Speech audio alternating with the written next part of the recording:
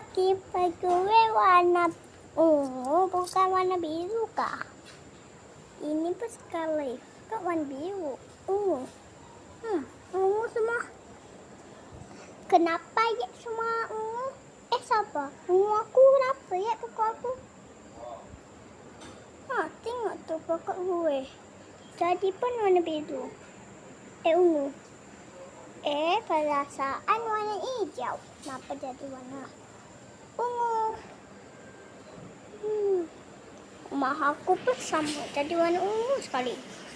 Ada warna pink ke tu? Apa itu?